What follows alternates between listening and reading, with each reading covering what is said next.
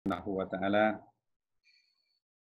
Sebelum kita memulainya, mari kita berdoa dulu.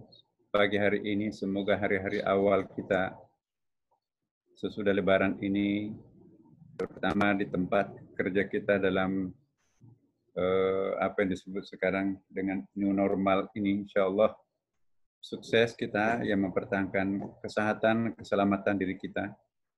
Saya ingin mengingatkan kepada kita semua, seluruh para jamaah, jangan pernah melupakan berdoa.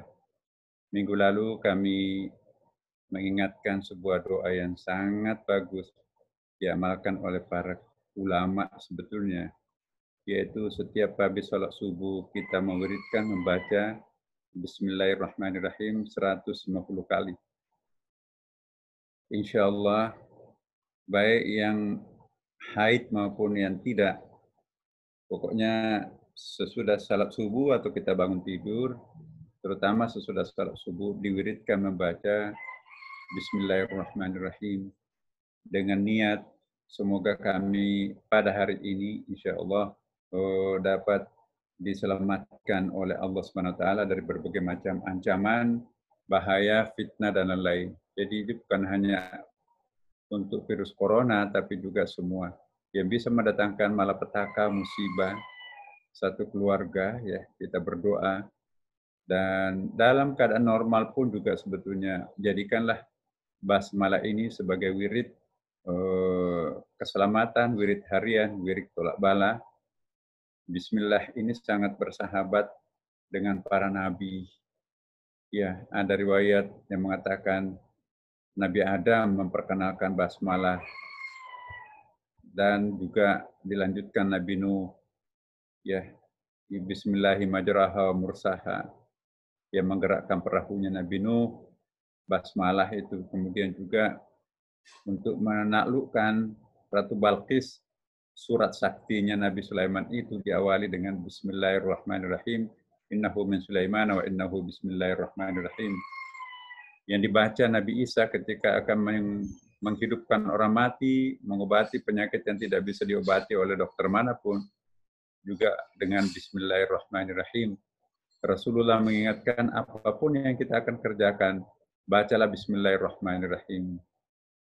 Termasuk mau makan, kalau kita akan makan, sangat dianjurkan, bahkan ada yang mewajibkan, wajib hukumnya sebelum kita makan membaca Bismillahirrahmanirrahim. Karena kata Rasulullah SAW, barang siapa yang makan tapi tidak membaca basmalah, maka setan akan ikut bersama sari-sari makanan yang masuk dalam tenggorokan kita. Ya, kemudian di situ nanti akan membangun istana di dalam hati kita. Maka itu ada orang sering kesetanan. Ya, kemudian juga kalau lupa kita baca basmalah, Bismillahirrahmanirrahim, Rasulullah mengingatkan kalau di tengah makan, sementara makan baru ingat kita nggak pakai basmalah, dianjurkan oleh Rasulullah, Bismillahi awwaluhu wa akhiruhu. Itu juga doanya. Begitu pentingnya basmalah ini, kalau ada hewan ternak yang dipotong tanpa membaca basmalah haram, jadi bangkai. Tapi begitu kita baca basmalah Bismillahirrahmanirrahim menjadi halal. Tentu kecuali yang zatnya diharamkan seperti babi. Mau menebang pohon, ibu-ibu mau mencukur pagar-pagar hidupnya di depan rumah, jangan seenak-enaknya membabat atau mencukur rumput. Ya, bacalah Bismillahirrahmanirrahim. Ya. Bahkan ibu-ibu yang mau menyembelih ikan yang masih hidup untuk dibakar itu ya, jangan membakar ikan itu hidup-hidup. Potonglah, matikanlah dulu dengan membaca Bismillahirrahmanirrahim. Ya. Kemudian juga mau naik kendaraan baca Bismillahirrahmanirrahim. Mau masuk ke kantor, mau masuk di tempat-tempat yang asing buat kita, mau masuk sebuah kota, mau menginjakkan tanah, mau menginjakkan kaki ke tanah yang baru kita injak, bacalah Bismillahirrahmanirrahim, karena basmalah inilah nanti yang akan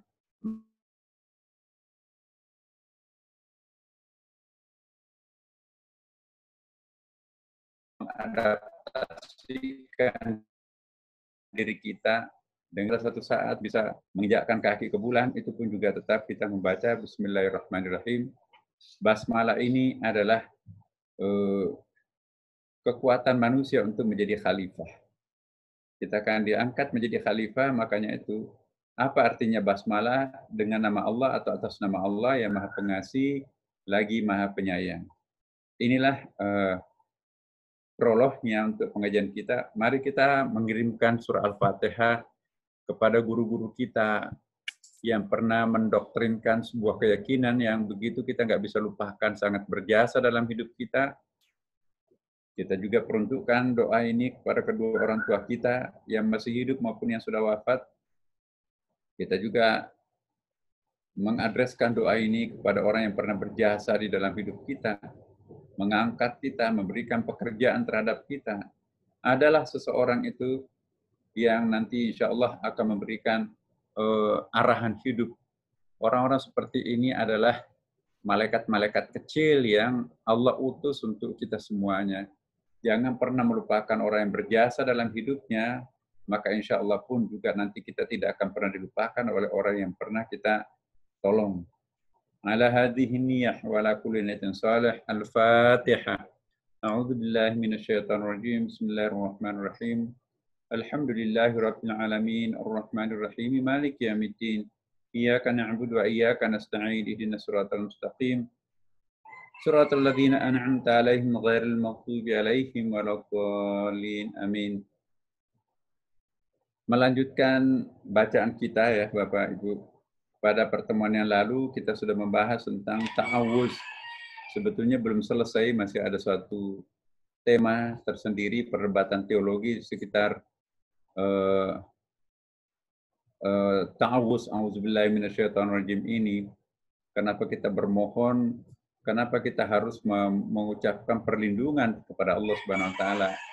Di situ ada perdebatan yang sangat-sangat mendalam antara kaum Jabariyah. Jabariyah itu ialah kaum fatalisme yang aktif dan yang paling bersahabat dengan ta'awuz ini. Jadi Asy'ariyah dan Jabariyah itu paling akrab dengan ta'awuz. Ya, Ahlussunnah wal Jamaah itu sangat akrab dengan ta'awuz ini. Kenapa? Karena ya kekuatan itu di tangan Allah, di mana kita akan memohon perlindungan kalau bukan padanya. Jadi inilah yang disebut kalangan Jabariyah, fatalisme yang aktif dan paling bersahabat dengan ta'awuz. Ya. Tapi sering juga dihujani pertanyaan mendasar khususnya yang datang dari kaum Qadariyah yang rasionalis liberal itu, atau Mu'tazilah. Kaum Jabariyah itu dianggap menampilkan sesuatu yang kontradiktif, bahkan ada yang menganggap praktek ta'awuz itu menggugurkan pandangan fatalismenya sendiri karena melakukan upacara melawan takdir yang ditentukan oleh Allah Subhanahu wa taala. Jadi ini kritikannya kaum Qadariyah Mu'tazilah kepada Jabariyah. Kalau orang berdoa itu kan berarti meminta sesuatu yang sesuai dengan keinginannya. Berarti akan merubah takdir Allah. Padahal seperti yang kita tahu bahwa bukankah Allah semuanya mengatur, kenapa harus berdoa lagi? Jadi ini kritikannya kaum Mu'tazilah terhadap Jabariyah tentang doa. Tetapi nanti dibalas, dibantah juga oleh kaum Jabariyah. Iya. Nah ini jawabannya. Nah ini pertanyaan masih ya. Jika Jabariyah itu berpendapat bahwa setiap perbuatan dikehendaki Allah itu pasti terjadi dan otomatis yang tidak dikehendakinya mustahil terjadi, maka berarti memohon perlindungan atau doa bertaus itu menjadi sia-sia, tidak ada gunanya bertaus. Itu kritikan Qadariyah terhadap Jabariyah. Ya kenapa harus berdoa? Bukankah Tuhan telah menentukan semuanya? Nah, di samping itu juga bertaus kepada Allah baru layak jika Allah bukan pencipta dari sesuatu yang ingin dihindari atau dijauhi itu. Jika Allah yang menciptakan sesuatu yang ingin dihindari, maka tidak bisa manusia meminta perlindungan dari Allah. Sebab jika tetap meminta perlindungan dari Allah, berarti itu memohon perlindungan kepada Allah dari Allah. Bukankah sesuatu itu dari Allah, kemudian juga kita mohon perlindungan dari Allah. Ini kritikannya Mu'tazilah terhadap Jabariyah. Di sini ada kontradiksi. Ya. Lagi pula jika seseorang bertawuz memohon perlindungan dengan maksud memohon perlindungan dari keburukan-keburukan yang ada dalam pandangan Jabariyah, maka sudah merupakan ketentuan qada Allah. Berarti mereka tidak rela terhadap ketentuan Allah, padahal ridha dan rela pada ketentuan Allah itu wajib bagi manusia. Jadi orang yang bertawuz katanya, ya, ini kritikannya Qadariyah, memohon perlindungan kepada Allah berarti itu kan menolak takdir. Allah sudah akan menetapkan takdir terhadap hambanya, kok kenapa ditolak? Berarti itu bertentangan dengan kehendak Allah. Nah, makanya itu di sini juga disebutkan bertawuz kepada Allah dari godaan setan bisa dilakukan jika godaan itu memang perbuatan dan kehendak setan itu sendiri. Tetapi jika perbuatan menggoda itu perbuatan Allah, karena kan setan itu kan cuma robot, sesungguhnya yang punya perbuatan itu Allah kan. Ya. Maka apa yang terjadi? Maka tidak masuk akal meminta perlindungan dari setan. Bukankah perbuatan setan itu tidak lain adalah perbuatan Tuhan? Ini kita berwacana teologi. Semestinya dengan pandangan semacam ini, seorang memohon perlindungan dari keburukan Allah, bukan dari keburukan setan. Karena perbuatan itu tidak melakukan perbuatan buruk. Semuanya itu adalah perbuatannya Allah yang dimanifestasikan oleh setan. Karena kehendaknya Allah yang dilakukan setan kan. Karena sebagaimana pandangan Jabariyah, semua keburukan itu dari Allah. Kebaikan itu pun juga dari Allah. Semuanya dari Allah. Nah, kalau Jabariyah minta perlindungan, berarti itu bertentangan dengan konsep qada dan qadarnya yang dianut. Nah, mohon maaf ini saya perdebatkan di dalam redaksi ini supaya nanti biar kita lebih matang teologinya. Nah, setan bisa saja mengeluh kepada Allah, misalnya dengan mengatakan, wahai Tuhanku, jika aku sama sekali tidak menciptakan perbuatanku sendiri, dan Engkau yang akan menciptakan godaanku pada manusia, sementara aku ini tidak berdaya menolak dan menolak daya menggoda yang Engkau ciptakan, maka mengapa Engkau menghinakan aku dan melaknatku? Itu perkataan setan. Kenapa Engkau melaknatku ya Allah? Bukankah perbuatanku ini adalah perbuatan Engkau? Tidaklah sepantasnya Engkau melaknat aku karena apa yang kulakukan, itu perintahmu. Engkau memaksa kami untuk melakukan ini karena aku nggak punya daya, wala haula wala quwwata illa billah. Nah, bukankah Engkau telah berfirman, ini pembelaannya setan dan itu tadi semacam kritikannya Qadariyah kepada Jabariyah. La yukallifullahu nafsan illa wus'aha laha ma kasabat wa 'alaiha ma kasabat. Yang artinya Allah tidak akan membebani seseorang melainkan sesuai dengan kesanggupannya. Ia mendapatkan pahala dari kebajikan yang diusahakannya dan ia juga mendapatkan siksa dari kejahatan yang dikerjakannya. Lalu ada doa, ya Tuhan kami, jangan Engkau hukum kami jika kami lupa atau kami bersalah. Ya Tuhan kami, jangan Engkau bebankan kepada kami beban yang berasal atau yang berat sebagaimana Engkau bebankan kepada orang-orang yang sebelum kami. Ya Tuhan kami, janganlah Engkau pikulkan kepada kami apa yang tak sanggup kami pikul. Beri maaflah kami, ampunilah kami, rahmatilah kami, Engkaulah penolong kami, maka tolonglah kami terhadap kaum yang kafir. Ini akhir surah Al-Baqarah 286. Nah, dalam ayat lain amanah Rasul bima unzila ilaihi mir rabbi dan seterusnya, Rasul telah beriman kepada Allah, ya. Rasul telah beriman kepada Al-Qur'an yang diturunkan kepadanya dari Tuhannya. Demikian pula orang-orang yang beriman. Semuanya beriman kepada Allah. Malaikat-malaikatnya, kitab-kitabnya, dan rasul-rasulnya. Mereka mengatakan, kami tidak membeda-bedakan antara seseorang pun dengan yang dari rasul-rasulnya.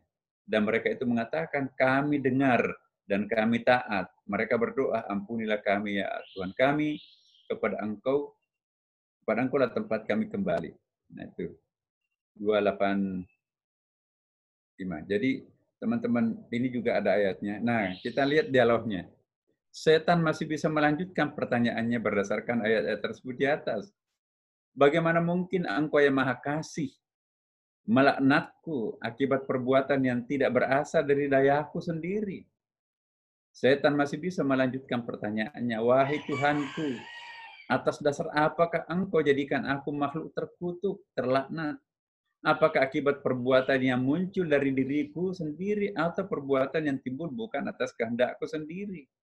Jika perbuatan itu muncul atas kehendakku, maka pandangan Jabariyah tidak benar.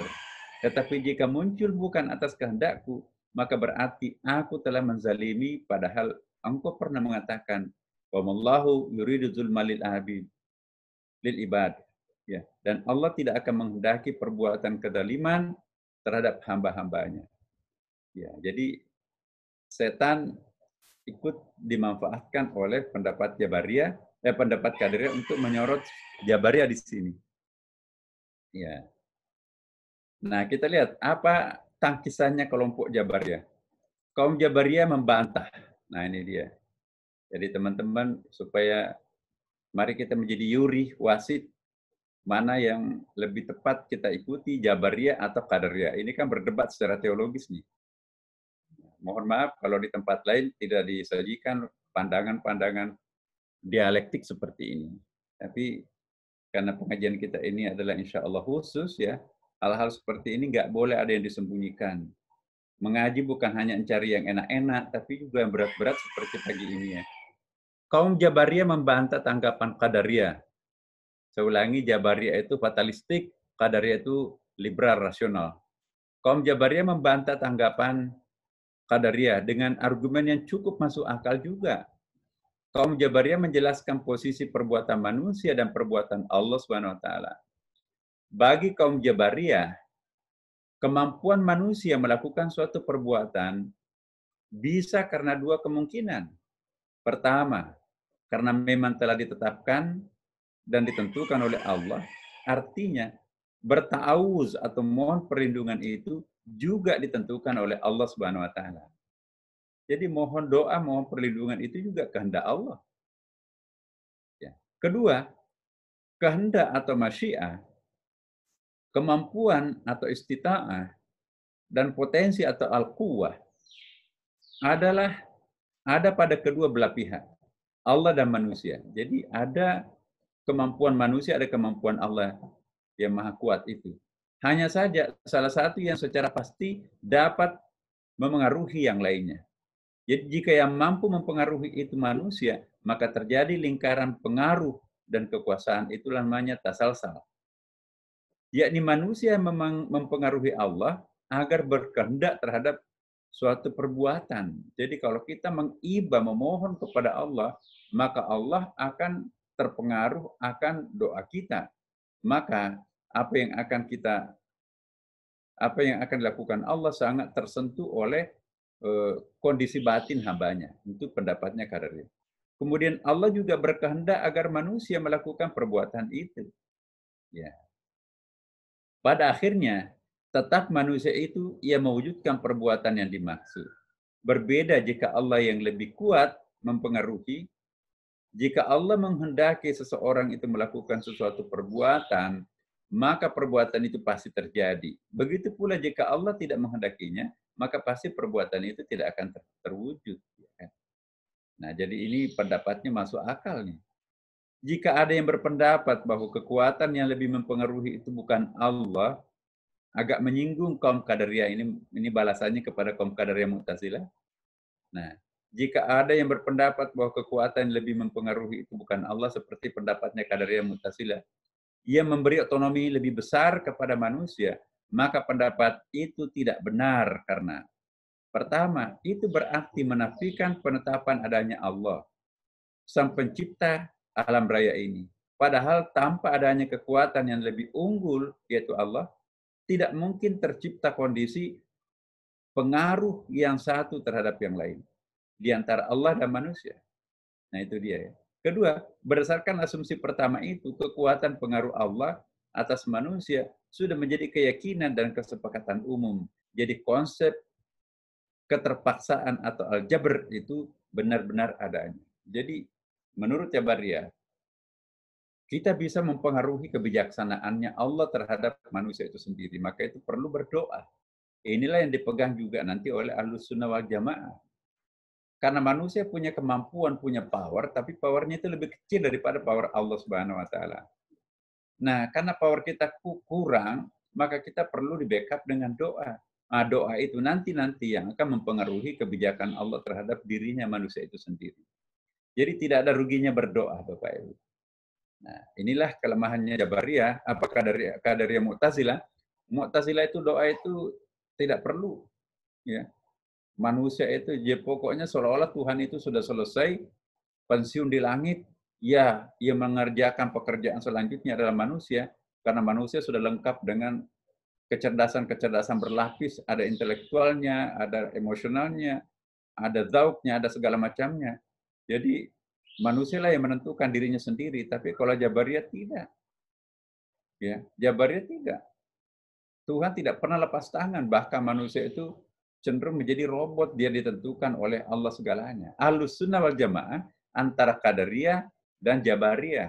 Dalam hal tertentu memang manusia menentukan, tapi yang maha menentukan Allah. Dalam hal tertentu Allah maha berkehendak, tetapi manusia diberikan kemerdekaan sedikit ya untuk melakukan perbuatan. Makanya itu juga Ahlus Sunnah bertingkat-tingkat. Nah, ada Ahlussunnah di level paling bawah itu Asy'ariyah.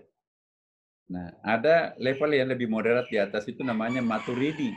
Maturidi terbagi dua lagi, ada Maturidi Bukhara yang lebih konservatif, ada Maturidi Samarkand yang lebih liberal.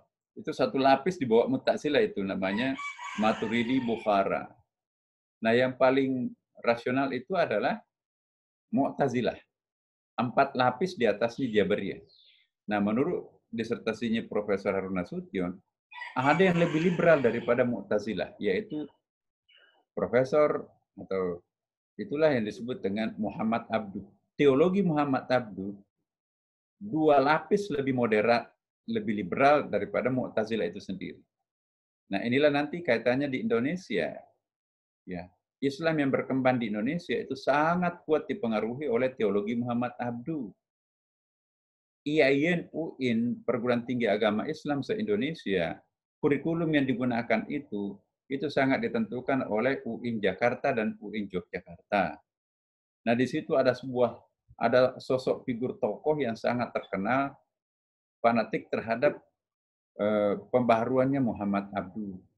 2 tokoh itu, Profesor Harun Nasution, menulis disertasi teologinya Muhammad Abduh. Makanya itu pembaharuan di Indonesia itu luar biasa, ya, pesatnya dibanding dengan Malaysia, Brunei, Thailand Selatan, dan negara Asia Tenggara yang lain. Yang kedua, ada Profesor Quraish Shihab juga menulis disertasi tentang Muhammad Abduh. Jadi tafsirnya Pak Quraish itu sedikit banyaknya terpengaruh oleh Syekh Muhammad Abduh. Dengan demikian, umat Islam di Indonesia itu lebih supel, lebih longgar secara komunal, secara generik ya, dibandingkan dengan Malaysia. Malaysia itu masih sangat kuat dengan mazhab Syafi'iyahnya. Bahkan sifat 20 itu masih dihafal, harus dihafal sampai di tingkat SMA. Nah, kalau kita di Indonesia dulu iya, tapi sekarang sudah nggak ada lagi doktrin harus menghafal sifat 20-nya Allah Subhanahu wa taala. Karena itu sangat asyarisme, dan insya Allah di Indonesia seperti sekarang ini, tentu saja dengan segala kelebihan dan kekurangannya. Nah, kembali kita ke pembahasan kita hari ini, perlukah bertawus? Menurut Imam Al-Ghazali ini juga seorang tokoh Sunni, berusaha untuk menjembatani perdebatan ini dengan mengemukakan konsep kasab. Maaf, ini kasab ini susah saya jelaskan. Yakni membenarkan adanya power sharing. Kasab itu ada power sharing antara manusia dengan Allah Subhanahu wa taala. Kira-kira berapa persen dayanya manusia pada perbuatannya, berapa persen dayanya Allah pada perbuatan manusia itu sendiri. Jadi misalnya bapak-bapak, ibu-ibu duduk sekarang ini, sedang duduk. Perbuatan duduk itu berapa persen dayanya Allah, berapa persen dayanya Bapak Ibu. Nah, itu yang disebut dengan power sharing. Ya. Nah, itu nanti terkait dengan sunnatullah. Ibu mau menulis, tulislah. Saya mau menulis, maka saya menulis. Asal itu sesuai dengan sunnatullahnya, bisa Ibu menulis. Ya, misalnya saya akan menjadikan pulpen ini emas. Kun fayakun, tapi nggak bisa jadi emas pulpen ini. Nah, kenapa? Itu bukan karena Allah tidak berkehendak seperti itu tidak sesuai dengan sunnatullahnya. Jadi Imam Al-Ghazali itu juga masih terikat dengan sunnatullah. Nah, jadi ini perdebatannya sangat panjang. Saya ingin mengingatkan kepada kita bahwa materi kita adalah ta'awuz. Mungkin hanya perkenalan singkat saja tentang teologi ini. Nah, perdebatan teologis tersebut itu bisa tak berujung. Bisa tak berujung. Karena masing-masing mendasarkan pandangannya kepada ayat dan hadis Nabi. Meskipun terdapat ayat dan hadis yang sama, tetapi cara menafsirkannya yang berbeda. Golongan Jabariyah terlalu menekankan aspek ketak terbandingan, uncomparability, atau tanzihnya. Dan golongan Qadariyah Mu'tazilah, ya, terlebih mengedepankan aspek-aspek keserupaan, similarity atau tasbihnya. Nah, di kelas kita pernah membahas antara tasbih dan tanzihnya. Sedangkan Imam Al-Ghazali itu lebih merupakan modifikasi atau pengembangan golongan Jabariyah, karena salah satu yang paling berat dipahami dari semua pemikiran teologinya Imam Al-Ghazali ialah konsep kasat. Mungkin hanya beliau yang memahami dengan baik, karena memang begitu sulitnya untuk dijelaskan apa yang dimaksud dengan kasat menurut Imam Al-Ghazali. Allahu a'lam. Jadi Bapak Ibu sekalian, inilah perdebatan antara teologi Jabariyah dan teologi Qadariyah yang bersekitar doa. Jadi saya simpulkan, Jabariyah itu sangat memerlukan doa. Ahlussunnah juga sangat memerlukan doa. Karena doa itu bisa merubah takdir. Sedangkan Qadariyah Jabariyah, doa itu tidak terlalu penting. Doa itu dilakukan hanya karena ibadah. Udahuni astajib lakum. Berdoalah kami akan kabulkan. Jadi kalau orang-orang berdoa itu bukan karena minta. Percuma kita minta kepada Allah sudah ditentukan sesuai dengan kadar kreativitas kita. Kalau kita minta baru kita tiduran, nggak ada perbuatan, itu percuma. Jadi yang dikehendaki adalah usaha kita manusia itu. Ya. Jadi kalau boleh saya memberikan suatu contoh ekstrim untuk membedakan Qadariyah dengan Jabariyah. Kalau Jabariyah itu manusia itu robot dan yang berkuasa pada diri manusia itu Allah. Ya. Apapun yang dikehendaki oleh manusia itu nggak mungkin kecuali itu kalau dikehendaki oleh Allah. Ya. Itu pendapatnya Jabariyah. Manusia itu robot. Tapi kalau pendapatnya Qadariyah dibalik. Yang robot itu Allah. Manusia itu yang berkuasa pada dirinya sendiri. Kenapa? Karena Allah sudah melengkapi. Kayak mobil ya. Pabrik mobil sudah menciptakan mobilnya. Terserah mau pakai kemana, mau muat apa, itu wilayah Anda itu. Pabrik mobilnya sudah nggak mau tahu lagi. Jadi yang menentukan tentang panjang atau pendeknya umur mobil itu kalian. Kalau ada terlalu tidak disiplin, tidak memelihara mobilnya, cepat mobilnya kalah. Jadi kitalah yang menentukan segala-galanya. Itu mendapat pendapat Qadariyah. Nah, Ahlussunnah wal Jamaah yang kebanyakan kita di Indonesia Sunni ini in between di antara keduanya. Oke, Allah memang maha kuasa, segala-galanya maha kuasa, tetapi mendengarkan seruan-seruan hambanya, mendengarkan permintaan hambanya. Karena Allah itu sangat memanusiawikan manusia itu sendiri. Ya. Tetapi meskipun Allah maha mendengarkan hambanya, tetapi Allah juga tetap memperhitungkan sunnatullah. Sunnatullah itu artinya standar universal kehendaknya. Barang siapa yang berusaha dengan keras, itu pasti akan dapat banyak. Barang siapa yang malas-malasan, itu pasti akan dapat sedikit. Jangan hanya berdoa tapi kurang usaha. Jadi Ahlussunnah wal Jamaah berpendapat, ya, doa itu penting, ta'awuz itu penting. Buktinya karena tidak semua harapan manusia itu terkabulkan. Ya, makanya itu ada kewenangan Allah dalam perbuatan kita. Nah, inilah saya kira teologi yang paling tepat untuk kita, Ahlussunnah wal Jamaah. Karena kalau kita Jabariyah, ya teosentrik itu. Artinya serba Allah, akhirnya kita nggak nanti tidak kreatif karena semuanya ditentukan Allah. Tapi sebaliknya kalau kita Qadariyah atau Jabariyah, terlalu liberal rasional, apalagi memensiunkan Tuhan, sudah nggak ada apa-apanya lagi dengan manusia, maka itu juga kebangetan. Tetapi kalau kita Ahlussunnah wal Jamaah, memang manusia punya otoritas pada dirinya sendiri, tetapi Allah pun juga masih punya kewenangan terhadap makhluknya. Ya, kulla syai'in huwa fi sya'nin. Itu dalam surah Ar-Rahman, setiap hari Allah itu punya kesibukan-kesibukan. Berarti Allah masih aktif untuk mengatur seluruh makhluknya. Dengan demikian, Bapak Ibu sekalian, kita berada pada posisi ta'awuz ini. Ya, saya ingin melanjutkan tadinya ke surah Al-Fatihah ini, tapi waktu kita terbatas ya. Nah, ini nanti lebih asyik nih. Mohon maaf Bapak Ibu. Kita nanti akan masuk kepada keutamaan surah Al-Fatihah. Rahasia surah Al-Fatihah. Saya mohon kepada seluruh para peserta, ya, ini mohon diikuti rahasia surah Al-Fatihah. Karena wajib hukumnya untuk kita baca Al-Fatihah pada setiap salat. Tidak sah salatnya orang kalau ada satu rakaatnya tidak membaca surah Al-Fatihah. La sholata illa bi Fatihatil Kitab. Apa sih rahasianya sebetulnya surah Al-Fatihah? Nanti kita akan bahas pada pertemuan akan datang. Ini panjang pembahasannya, tetapi ini lebih asyik karena kita masuk ke dalam dunia spiritual. Nah, kalau ini masih dunia teologi rasional.